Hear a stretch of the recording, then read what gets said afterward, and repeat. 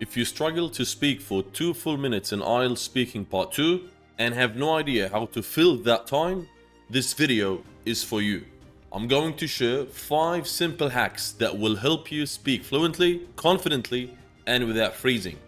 No more running out of ideas or panicking mid-sentence.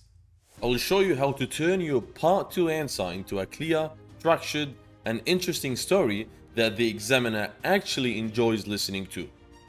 Let's get started. Hack number 1: set the scene before you dive in. What do I mean by this? Let's say the question is, describe a trip that you took. Most students make the mistake of jumping in too fast. They start talking about the actual topic straight away. They start with something like, the trip was amazing, blah blah blah, and go straight into the details. But that's not the best way to start. Don't dive in straight away. Think of it like the beginning of a film.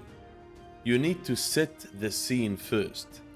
Give the examiner a bit of a background story. Start with the time, the place, the people, and the activity. Here's an example. Let's say the question is asking you to describe a trip that you took.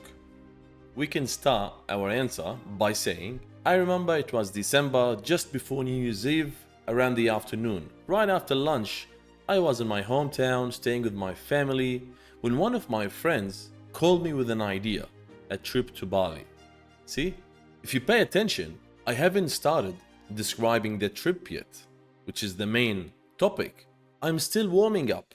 I'm giving a little introduction to dive into the topic, to start talking about the topic.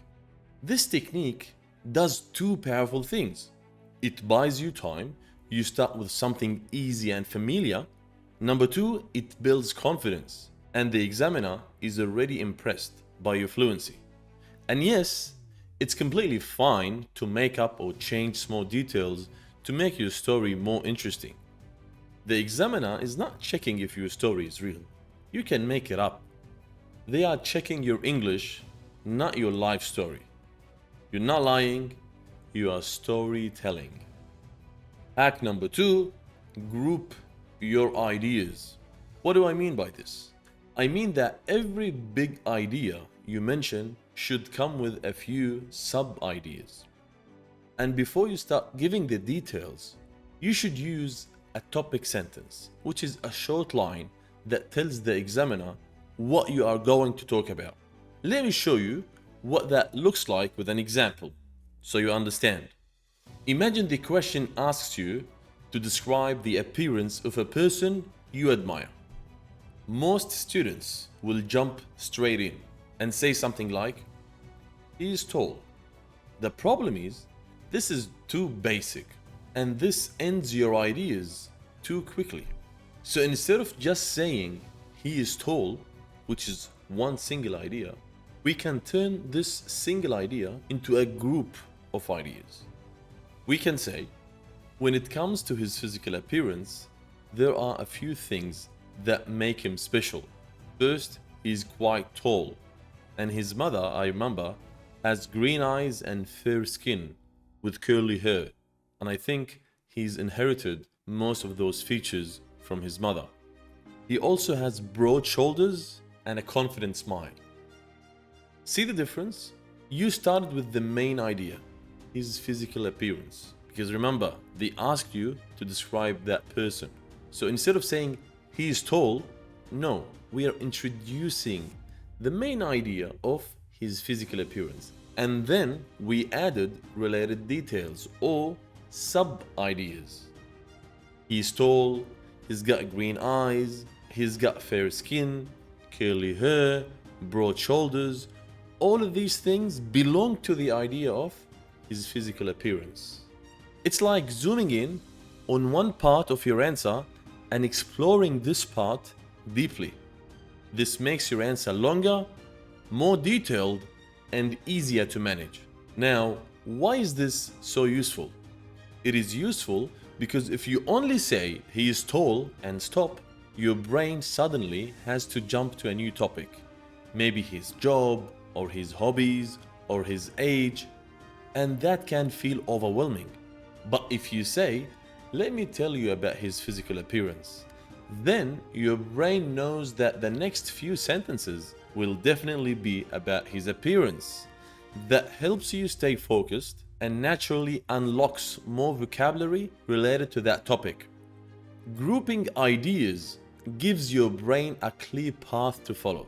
It's like giving yourself a mini map to look at while you're speaking. Hack number 3, use adjectives. We all know that in IELTS Speaking Part 2, the question almost always starts with the word describe. This tells you one important thing. You need to know how to describe things clearly in English. So, how do we describe? We mostly use adjectives. And adjectives are words that tell us what something looks like, feels like, or seems like. Now I know learning a huge list of adjectives can feel overwhelming. But do not worry, I'll make it easy for you by breaking them into simple themes that you can use in almost every answer. Most questions in part 2 will ask you to describe either a person, like a teacher, a friend, a family member, or a manager, or a place, like a restaurant, a city, house, or a location. So you mainly need to focus on learning how to describe people and places. Let's start by talking about describing people. You can describe people in 3 main ways: appearance, personality, and feelings. Appearance, this means what they look like. So you can use words like tall, slim, dark hair, light skin, brown eyes, curly hair, sharp jawline, and many other ones. You can also describe people by describing their personality. So you can use words like friendly, hardworking, funny, shy, kind, confident, helpful, and many other adjectives as well. You can also describe people by describing the feelings that you have when you are with them.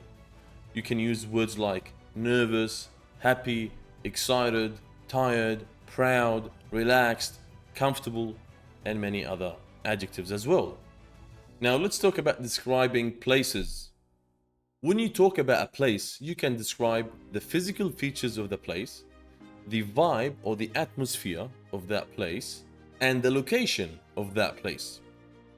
If you want to describe the physical appearance of that place, you can use words like spacious, tiny, modern, elegant, well decorated, cozy, and many other adjectives as well. If you want to describe the vibe or the atmosphere, you can use words like quiet, peaceful, busy, crowded, warm, welcoming, lively, and many other words as well.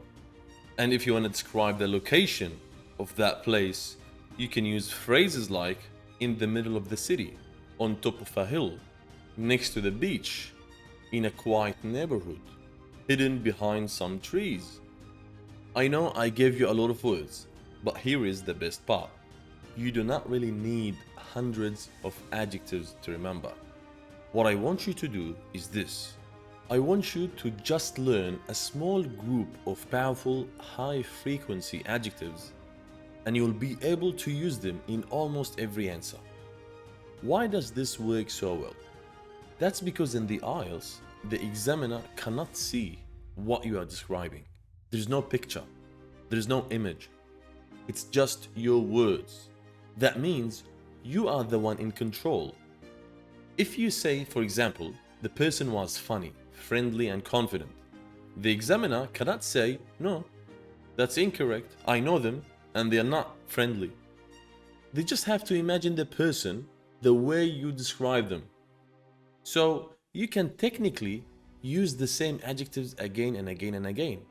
You do not really have to describe someone with curly hair and another person who's bald and another person who is tall and another person who's short. No, you can imagine one person in your mind and describe him using specific words and keep using them all the time. So if I ask you to describe your teacher, you use the same adjectives.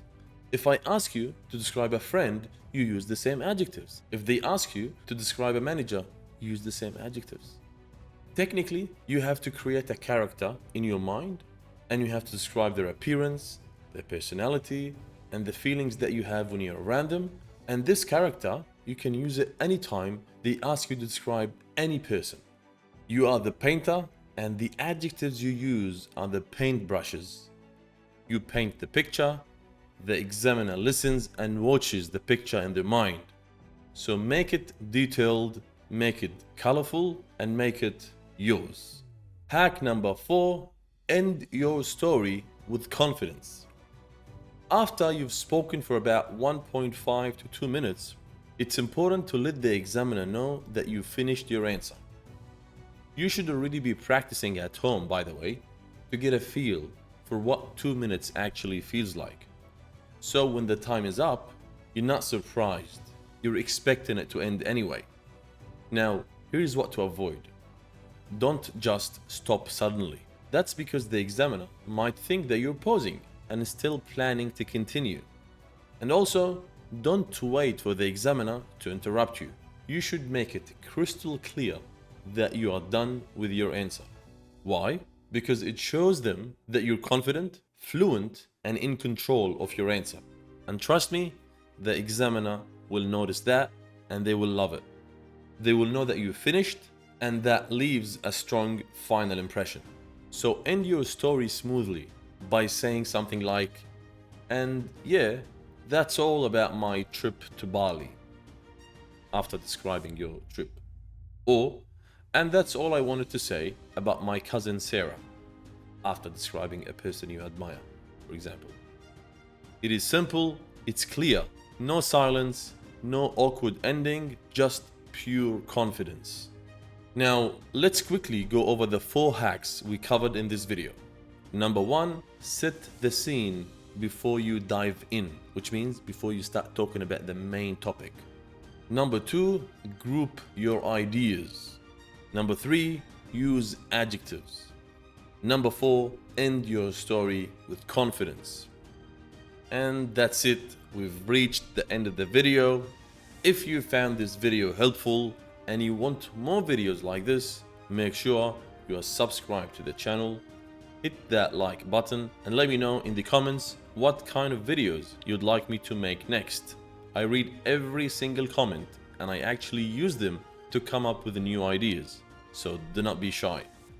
Thanks for watching and I will see you in the next video.